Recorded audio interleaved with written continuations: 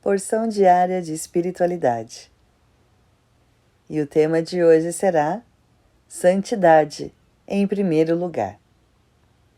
O versículo principal dessa meditação diz o seguinte: Veja, esta brasa tocou os seus lábios, sua culpa foi removida e seus pecados foram perdoados. Isaías capítulo 6, dos versículos 6 e 7. Isaías havia visto o Senhor no seu santo trono, juntamente com os seus anjos. Sem dúvida, foi uma visão belíssima. Nesta hora, porém, teve medo.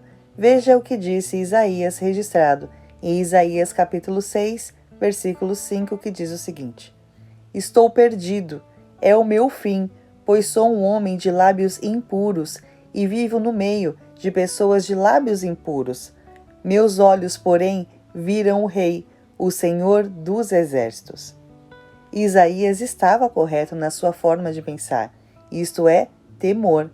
Veja o que aconteceu logo depois, agora registrado nos versículos 6 e 7, que diz o seguinte: Então, um dos serafins voou em minha direção, trazendo uma brasa ardente, que ele havia tirado do altar com uma tenaz. Tocou meus lábios com a brasa e disse: Veja, esta brasa tocou seus lábios, sua culpa foi removida e seus pecados foram perdoados.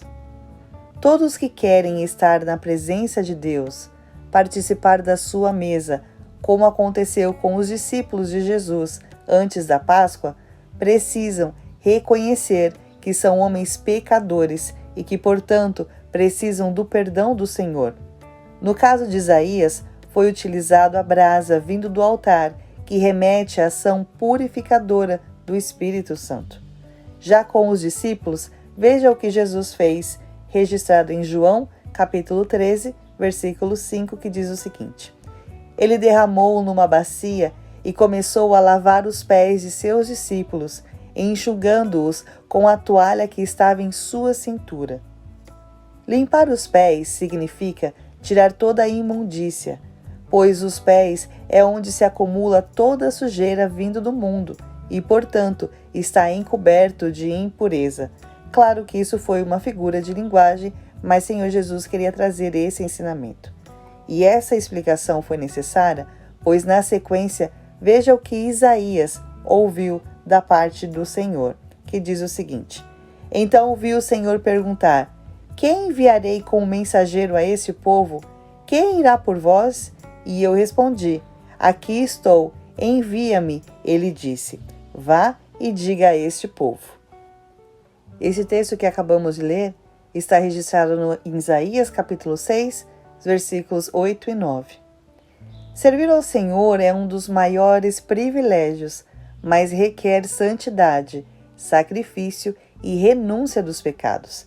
E também requer, como diz em Atos capítulo 2, versículos 46, alegria e sinceridade de coração.